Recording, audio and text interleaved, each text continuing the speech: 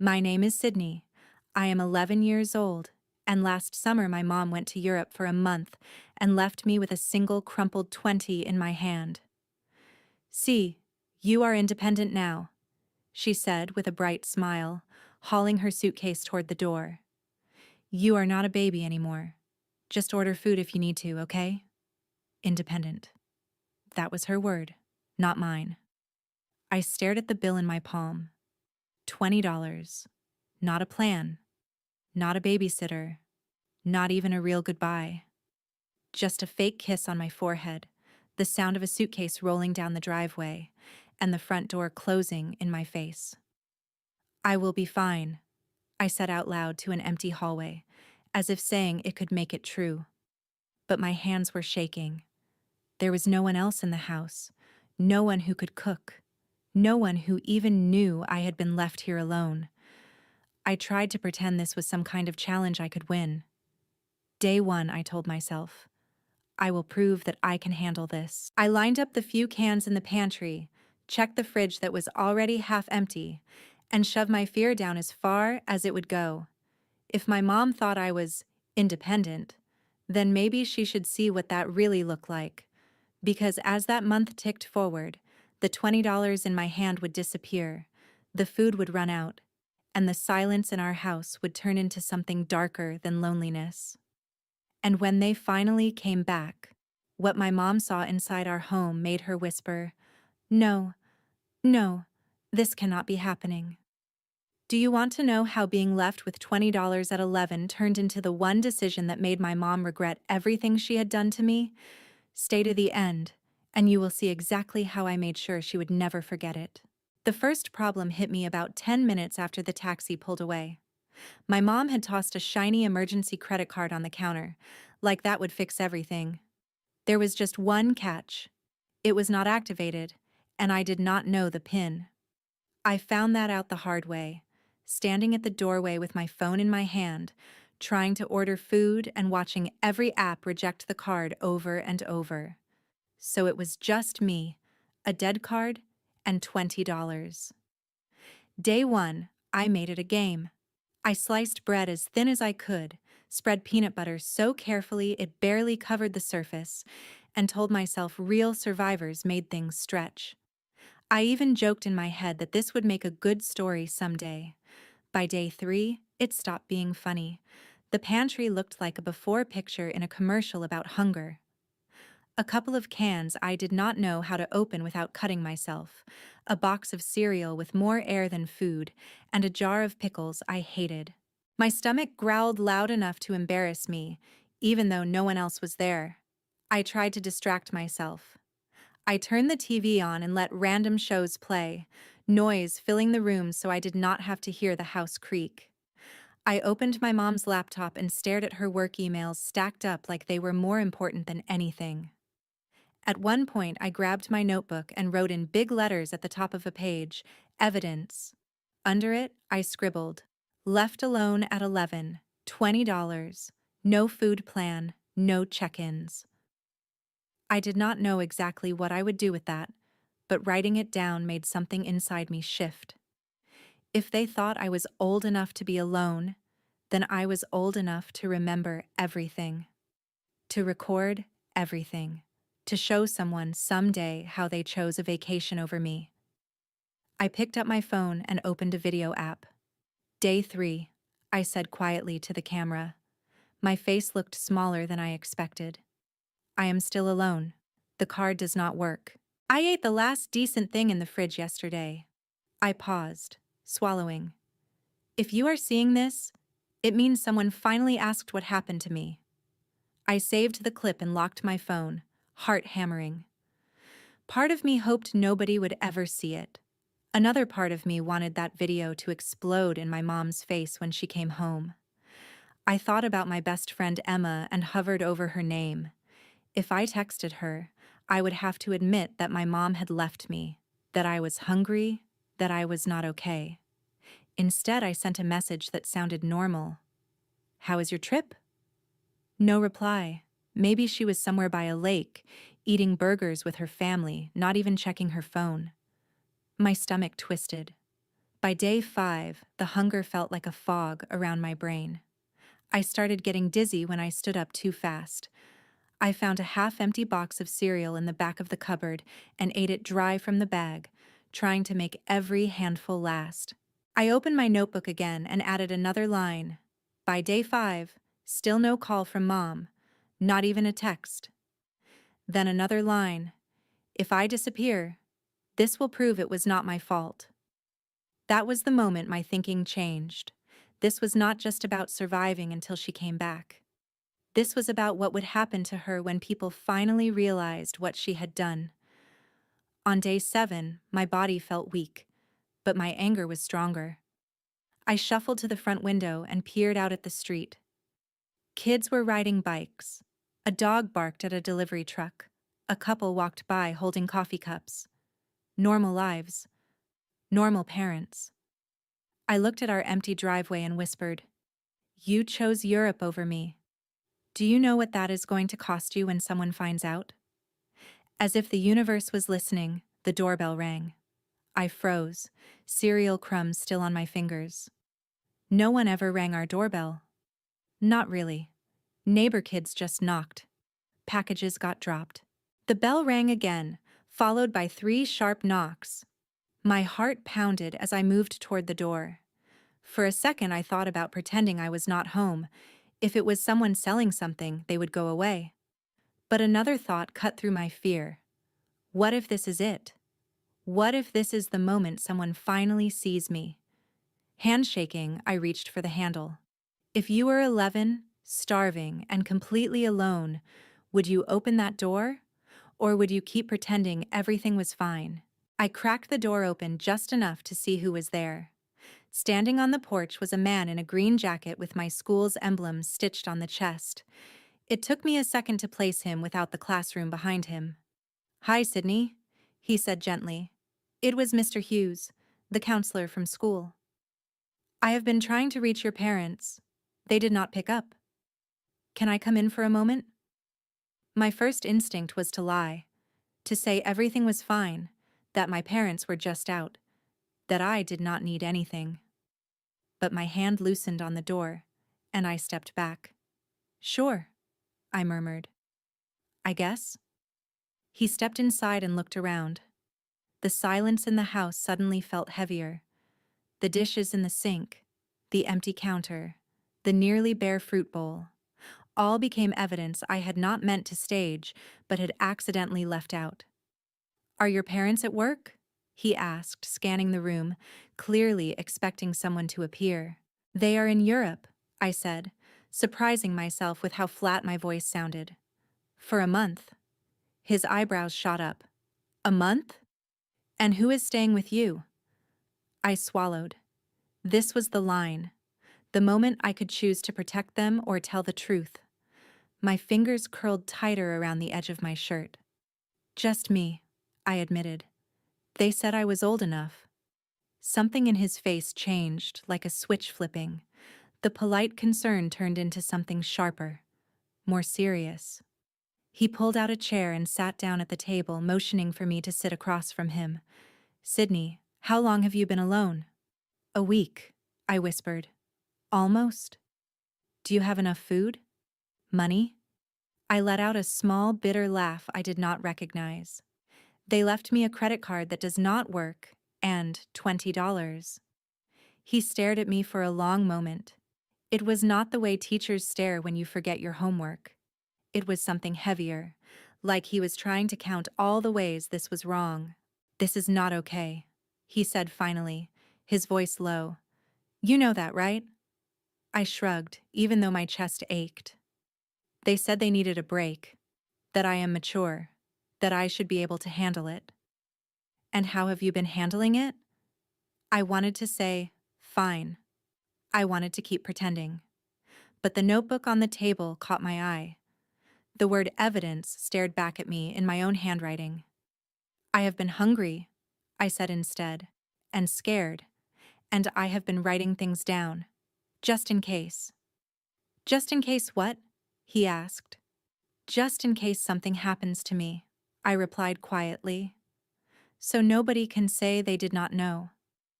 Silence filled the space between us. For a moment, I hated the silence, but then I realized he was not ignoring it. He was feeling it, really feeling it. He leaned forward. Sydney, leaving an 11-year-old alone for a week, for a month, with almost no food and no supervision, is not just irresponsible. It is dangerous. It is neglect. There are laws about this. My heart thudded in my ears. Neglect. Laws. Words that sounded like they belonged in TV dramas, not in my kitchen. What happens if someone finds out? I asked, my voice suddenly small. Agencies get involved, he said carefully. Child Protective Services. There could be an investigation. Your parents could face serious consequences. There it was. The thing I had not dared to say out loud. The thing that made my anger twist into something sharper. Consequences, I repeated slowly. For what they did to me. He did not rush to comfort me or tell me I was overreacting. Instead, he nodded. For what they did to you. My mind raced. I imagined my mom's face when she came home to find strangers in our living room, people asking questions she could not dodge with a fake smile and a joke about independence. I pictured her seeing my notebook, my video clips, my empty pantry. Do you want help, Sydney? Mr. Hughes asked quietly. Real help. Not just groceries. The kind of help that makes sure this never happens again. I hesitated. Part of me wanted to say no, to slam the door on all of this and just wait for my parents to come back and pretend this month never happened. Another part of me, the part that had been writing the word evidence, was tired of pretending.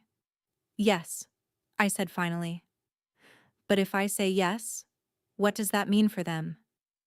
It means they will have to answer for their choices, he said. It means adults will finally see what you have been going through. I looked down at my hands, then back at him. Then help me, I said. I want them to see exactly what they did. I want them to feel what it is like to lose control. He nodded once, firmly. First, we make sure you are safe. Then we make sure the right people hear your story. As he reached for his phone, a strange calm settled over me.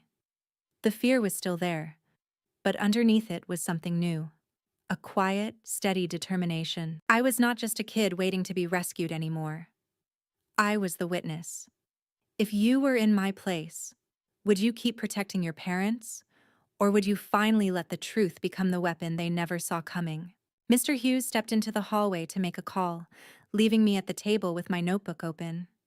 I could hear fragments of his voice, low and controlled, but the words that floated back to me were enough to make my pulse race. Alone. 11. No guardian.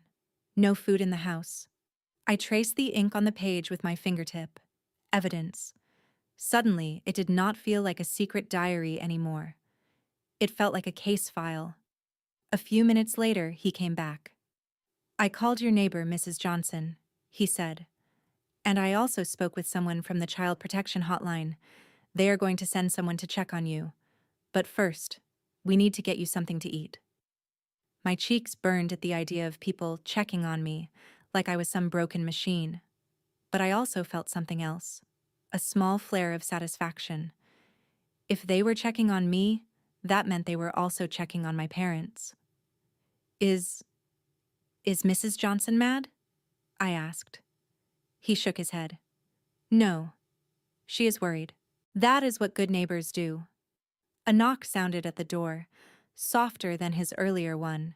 Mrs. Johnson stepped inside, her eyes scanning me from head to toe, landing on the notebook, the empty cereal box on the counter, the pale look on my face. Oh, Sydney, she breathed. Why did you not come to me sooner? Because I did not want to look weak, I blurted out. They always tell me I am mature, that I can handle things. I thought asking for help meant I was proving them wrong. Her expression softened. Asking for help is not weakness. It is survival. And sometimes it is the only way to make adults face what they do. That last sentence hit me like a bell. Make adults face what they do. We all sat down together, and for the first time, I did not feel like a kid being talked over. They asked me to tell them everything, and I did. I told them about the suitcase rolling out the front door, the $20, the card that did not work, the way my mom laughed when I asked who would be staying with me. "You will be fine. You are my little adult," she had said, like it was a compliment. As I talked, Mrs. Johnson's jaw clenched. Mr. Hughes scribbled notes on a pad he had pulled from his bag. "Can we show them this?" I asked, pointing to my notebook. "When they come, the people from the hotline." "Yes," he said. "In fact, I want you to keep writing. What you felt, what you ate, when you tried to call them, everything you remember." "So they cannot twist it later," I murmured. "So they cannot say I am exaggerating." "Exactly," he replied. "You are allowed to protect yourself with the truth." The phrase made my chest tighten. Protect myself with the truth. That sounded a lot like revenge, and I realized I did not hate that. Later, when the caseworker arrived, she introduced herself and asked to look around the house. I watched her eyes linger on the nearly empty fridge, the trash can with only a few wrappers, the unused emergency credit card on the counter. She did not have to say anything. Her expression said it all. "How long have your parents been gone?" she asked gently. 7 days, I answered. "They planned a month." "And who checks on you?" "No one, until today." "Do they call?" "Not since the airport," I said. She sent a selfie from Paris with a heart emoji. That was it. The caseworker nodded slowly, then turned to Mr. Hughes and Mrs. Johnson. "Thank you for contacting us," she said. As they talked, I slipped away for a second and set up my phone on the counter, opening the video app again. I recorded a quiet clip of the empty fridge, the lonely table, the caseworker's bag resting on the chair. "This is what our house looked like when they finally noticed I was alone," I said into the camera. "This is what my mom will walk into when she comes back." When I was done, I tucked my phone into my pocket, the recording safely saved. I was not just surviving anymore, I was documenting. The caseworker came back to me. "For now, you will not be alone again," she said. "We are arranging for you to stay with Mrs. Johnson while we speak to your parents and figure out the next steps." I glanced at my neighbor. She smiled softly and squeezed my shoulder. "Is that okay with you, Sydney?" the caseworker asked. I thought about my empty house, the long, quiet nights, the way my mom's last message had been about croissants instead of me. Then I thought about something else. What it would do to my parents when they came home and found not just a lonely kid, but an official report waiting for them. "Yes," I said. "I want to stay somewhere I am not invisible." That night, as I packed a small bag of clothes and my notebook, I looked around my room one more time. The posters on my wall, the stuffed animal on my bed, the window that faced the street. "This was the place you left," I whispered under my breath, imagining my mom hearing it later. "But it is not the place you will find when you come back." If you were me, would you choose to forgive and forget? Or would you let every empty shelf and unanswered call become proof that could change everything? Moving next door should have felt like nothing, just a few steps across a patch of grass. But carrying my small bag and my notebook into Mrs. Johnson's house felt like crossing a line I could never uncross. I was not just the kid in the middle anymore. I was the kid someone had chosen to protect. Her house smelled like laundry and vanilla. The table was set with placemats, and her fridge was full of actual food, not just leftovers clinging to the corners of shelves. My stomach growled before I could stop it. "We will fix that first," she said, pretending not to notice my embarrassment. "Come on, let us cook together." We walked back to my kitchen with reusable bags. This time, she did not just grab food at random. She let me choose. Pasta, sauce, vegetables, bread, fruit. Things that would last. Things that made the kitchen look like someone actually lived there. Keep the receipts, Mr. Hughes said quietly as we unloaded the bags. They show what was not here before today. So we put the receipts in my notebook, behind the pages where I had written about my hunger. Evidence, layer by layer. As we cooked, the sound of boiling water and sizzling garlic wrapped around me like something I had missed without knowing it. Have you ever made spaghetti from scratch like this? Mrs. Johnson asked. Not really, I admitted. My mom mostly microwaves stuff. Or we order takeout. Then today you learn, she said with a smile. You learn how to feed yourself properly. Nobody can take that away from you. I stirred the sauce, watching the red swirl around the pan. It felt symbolic somehow, like all the anger and hurt inside me was finally going somewhere, turning into something I could use.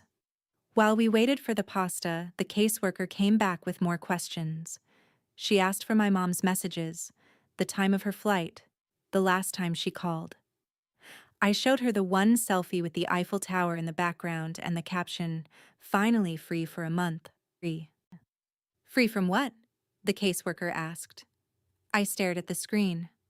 From me, I guess. She wrote something down. I did not ask what. I did not need to.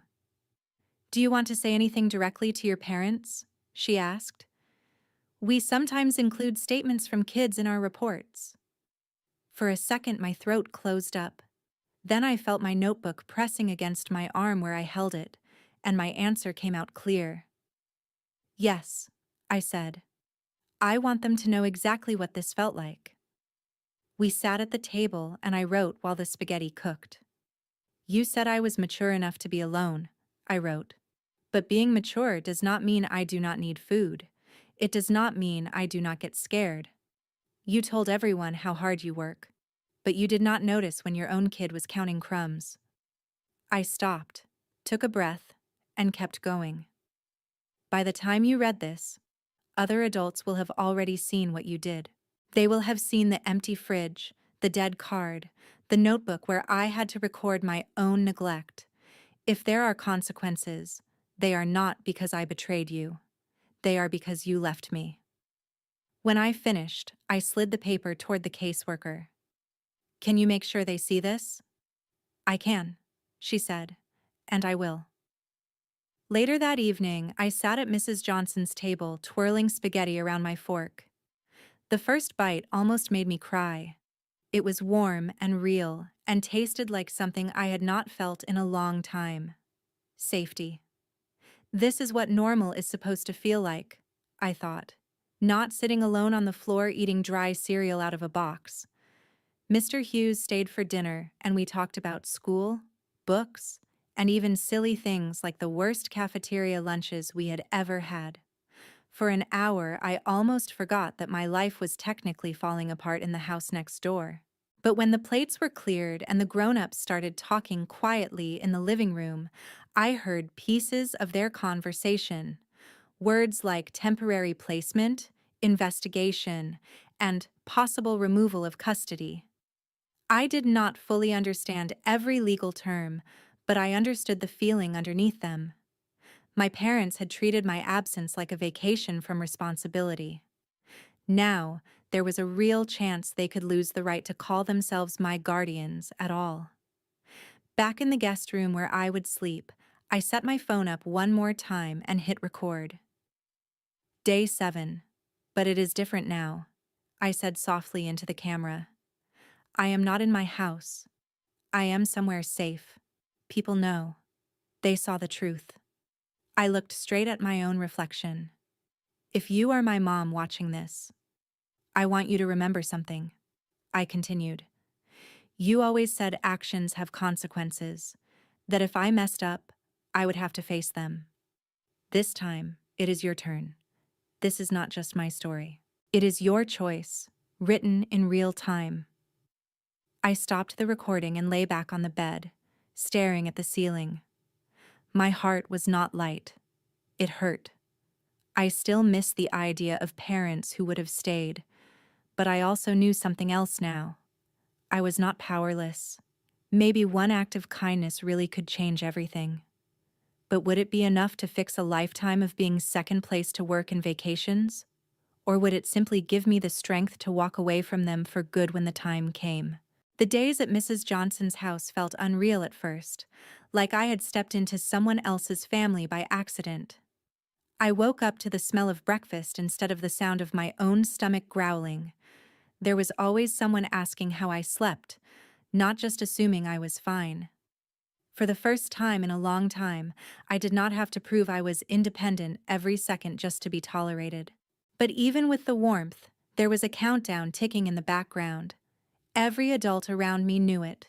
I knew it too. At some point, my parents would have to come back. At some point, they would have to walk into everything they left behind. On the second night, my phone buzzed while I was sitting at the kitchen table doing homework. A number I recognized flashed on the screen. My mom's work phone. I stared at it until the screen started to dim. "Aren't you going to answer?" Mrs. Johnson asked gently. My fingers trembled. What if she is just calling to yell at me for ruining her trip? "Then you will know exactly where you stand," she said calmly. "But you do not have to talk to her alone." I hit accept and put the phone on speaker. "Sydney?" Her voice snapped through the line, sharp, not worried. "What is going on? Why is there some woman from Child Services emailing me about an investigation? Why is your school involved? Do you have any idea what this looks like for me?" There it was. "No. Are you okay? No. Are you safe? Just what this looks like for me." I swallowed. "They are involved because you left me," I said. My voice shook, but I got the words out. "You went to Europe for a month. You left me alone with $20 and a credit card that did not work. They saw the house. They saw the fridge. They saw everything." "You are exaggerating," she shot back instantly. "There was plenty of food. You know how dramatic you can be. And you are 11, not a toddler. I cannot believe you would turn people against us like this. Do you understand what you are doing to our reputation?" Across the table, I saw Mrs. Johnson's jaw tighten. She leaned closer so her voice would carry. "This is Mrs. Johnson. I am the neighbor. I am also the one who bought your daughter groceries because there was almost nothing left. This is not about reputation. It is about safety." There was a sharp inhale on the other end. "Why are you interfering? This is a family matter. Sydney is fine." I glanced at the notebook next to me, open to a page where I had written, "No call for 7 days." "No," I said quietly, cutting in before anyone else could. "I was not fine. I am not fine with what you did." There was a pause, and for a split second, I thought maybe she would finally hear me. Then she spoke again, each word shoved through clenched teeth. "We will talk about this when we get back. And we are going to have a serious conversation about consequences, young lady." The line went dead. Mrs. Johnson reached over and silenced the phone before it could buzz again. "She is right about one thing," she said softly. "There will be consequences, but not just for you." The next day, the caseworker came to the school and pulled me out of class. We sat in a small office that smelled like dry erase markers and old coffee while she scrolled through something on her tablet. "Your parents have moved their flight up," she told me. "They will be home in 3 days instead of 3 weeks." My heart flipped. Part of me was relieved they were not staying gone for the full month. Another part of me recognized the reason. They were not coming back for me. They were coming back to protect themselves. "What happens when they get here?" I asked. "We will meet them at the house," she said. "I will be there, along with a supervisor from the department. Mr. Hughes has agreed to attend as a school representative. We want you to be part of the conversation if you feel safe." I thought about hiding at Mrs. Johnson's house and letting the adults handle it. I thought about slipping into my room and pretending I was asleep when they walked in. Both options felt like going back to being invisible. "No," I said slowly. "I want to be there. I want them to see me. I want them to see what they came home to." The caseworker nodded. "Then we will make sure you have a voice in that room." For the next 2 days, we prepared without calling it preparation. We did not rehearse lines like in a school play, but we organized facts. The caseworker printed copies of my statement, the notes from my notebook she had permission to use, the receipts from the groceries, screenshots of my mom's posts from Europe, the call logs that showed how many times she had not checked in. This is not about punishing them for the sake of it, she reminded me. This is about making sure you are safe. Whatever happens comes from their choices, not your existence. I understood what she meant, but another part of me, the part that remembered eating dry cereal in the dark, could not pretend this did not feel like something else too. It felt like justice. It felt like holding up a mirror. On the morning of their return, we went back into my house for the first time in days. It still smelled faintly like stale air and dust. My stomach twisted, but I forced myself to walk through each room. This was my scene. I could not look away. The caseworker placed a thick folder on the kitchen table. Beside it, we put my notebook, open to the first page that said, Evidence. My phone sat next to it, turned on and ready. The first video I had recorded, the one where I said, Day 3, I am still alone, was paused on the screen. The image of my own tired face stared back at me. Are you sure you want this playing when they arrive? She asked. Yes, I said. She always tells me stories do not matter unless there is proof. This is my proof. Mrs. Johnson stood by the doorway, arms crossed but eyes kind. Mr. Hughes leaned against the counter, his school badge clipped neatly to his shirt, watching everything with quiet focus. The supervisor from the department sat at the table, flipping through the file one more time. We heard the car before we saw it. Tires on the driveway, doors slamming, muffled laughter. For a moment, my legs felt like rubber. The caseworker stepped closer to me. Remember, you do not have to protect them from the truth anymore, she said. If they try to make you feel guilty, you can look at me, or at Mrs. Johnson, or at Mr. Hughes. You are not alone in this room. I nodded, taking a steadying breath. The front door handle turned. The lock clicked. This was it. The moment everything split into before and after. If you were standing where I was, would you run to hug them and pretend nothing happened? Or would you hold your ground and let them finally face what they had done? The door swung open, and my mom walked in first, dragging her suitcase behind her like she had when she left. She was still wearing a stylish trench coat and sunglasses pushed up on her head, like the airport was just another runway. My dad followed, juggling bags and talking about something on his phone, his voice light, like the world owed him an easy landing. They both stopped when they saw us. The laughter died on my dad's lips. My mom's smile froze halfway. Her eyes jumped from the stranger at the table, to Mr. Hughes by the counter, to Mrs. Johnson near the door, and finally to me, standing next to the open notebook and glowing phone. What is this? She demanded, dropping her suitcase handle. What are all of you doing in my kitchen? The supervisor rose calmly. Mrs. Carter, Mr. Carter, my name is Ms. Lopez from Child Protective Services.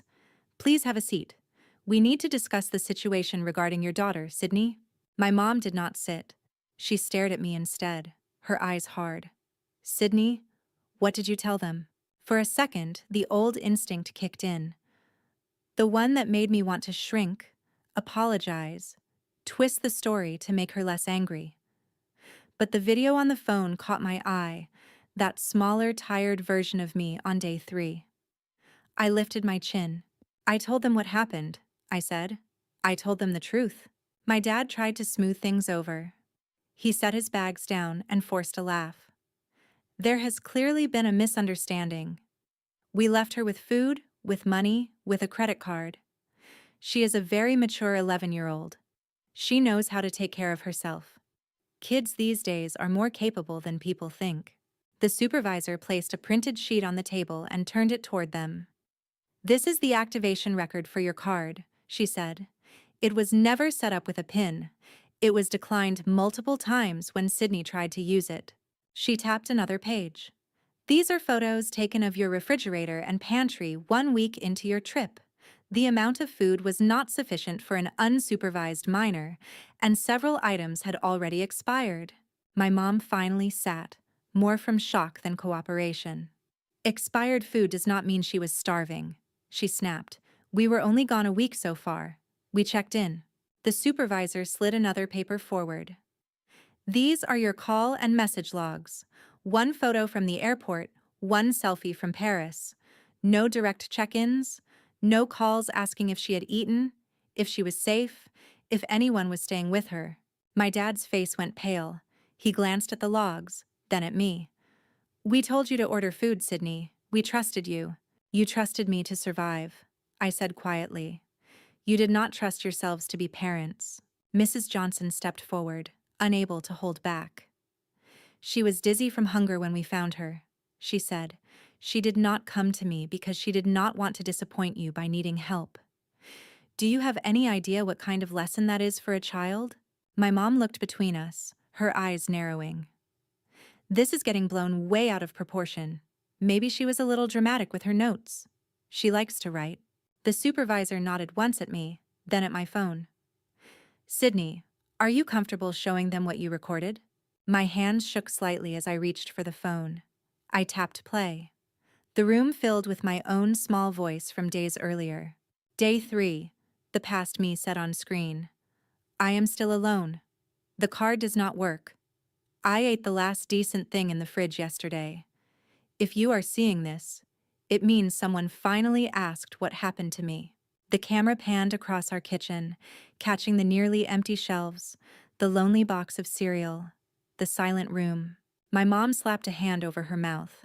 My dad stared, his shoulders sinking. No, my mom whispered, stepping back like the images were physically pushing her. No, this cannot be happening. But it was. And this time she could not scroll past it or laugh it off. The supervisor folded her hands. Mr. and Mrs. Carter, based on our investigation, school reports, neighbor testimony, and Sydney's own documentation, we have determined that leaving her unsupervised under these conditions qualifies as neglect under state law. Effective immediately, there will be an emergency order in place. Sydney will not be returning to unsupervised care with either of you until a full hearing is conducted. My mom shook her head violently. You cannot take my child from me over a misunderstanding. We just needed a break. Do you know how hard we work? Do you know what kind of stress we are under? I took a breath and stepped forward. I know, I said. You tell everyone how hard you work. You tell your friends, your coworkers, your social media. But when I was alone, hungry, and scared, you did not tell anyone about that. You did not tell anyone where I was. Her eyes filled with tears. Sydney, you do not understand. Adults need time away too. We thought you would be fine. We did not mean to hurt you. The words I had heard my whole life echoed in my head. Every time I forgot a chore, every time I slipped up, she would say them with a cold finality. Actions have consequences, Sydney, so I said them back. You always told me that actions have consequences, I said, my voice steady. You taught me that if I made a choice, I had to live with what came next. This is what you taught me. This is what your choice looks like. The room went quiet. My mom looked like the ground had vanished beneath her. My dad gripped the back of a chair like it was the only thing keeping him upright. The supervisor spoke again. You will have the opportunity to participate in parenting classes, psychological evaluations, and supervised visits if the court approves, she said. This is not about punishing you forever. It is about ensuring that Sydney is safe and that this never happens again. My mom turned back to me, tears spilling now. Sydney, please, she begged, tell them you want to come home. Tell them we can fix this. We can start over. We can be better. I wanted to. A part of me, the part that still remembered bedtime stories and holiday decorations, wanted to rewind everything. But another part of me, the part that had spent nights recording videos in the dark, knew that going back without change would mean saying none of it mattered. I want to be safe, I said. I want to be somewhere I am seen before I disappear. Right now, that is not with you. Her face crumpled like paper. My dad looked away, blinking rapidly. The supervisor placed a form on the table. For the duration of the investigation, Sydney will remain in temporary placement with Mrs. Johnson, she said. You will be notified of the court date. Until then, you are not to contact her directly without going through our office. You are taking her side over her own parents, my mom whispered. No, I said softly. They are finally taking my side. For once. We left the house before they did. As I stepped out onto the porch, I heard my mom sobbing inside, my dad trying to soothe her with words that sounded weak even from a distance. Walking back across the grass to Mrs. Johnson's house, I felt both heavy and strangely light. I had not ruined my family. They had done that themselves when they chose a month of freedom over a kid who still counted on them to come home every night. All I had done was refuse to hide it. Weeks later, at the hearing, I sat in a room that smelled like paper and old carpet while lawyers talked about risk factors and protective environments. My parents looked smaller than I remembered, sitting at their table, listening as people described their choices like evidence in a case. My videos were entered into the record. My notebook pages were scanned. My own voice on the stand did not shake as much as I thought it would. In the end, the judge ordered supervised visits and mandatory counseling for them. Full custody stayed out of their reach for now. They did not go to jail. It was not some dramatic movie moment, but something more real and, in a way, sharper. They lost the automatic right to be in my life without someone watching. They lost the assumption that they were the good guys. That summer, I learned how to cook more than spaghetti. I learned that help was not weakness, and that telling the truth could be the strongest kind of revenge there is. Not yelling, not breaking things, but simply refusing to let what happened stay invisible. My mom still sends messages sometimes, long paragraphs about how much she has changed, how sorry she is, how much she wants things to go back to normal. Maybe someday we will find a version of normal that does not erase what happened. Maybe we will not. But I know this. The day she came home from Europe expecting a month of stories and souvenirs, she walked into something she never saw coming. A daughter who had turned every empty shelf, every unanswered call, every hungry night into proof. A room full of adults who finally listened, a truth she could not outtalk. And when she whispered, "No, this cannot be happening," I realized something important. It already had.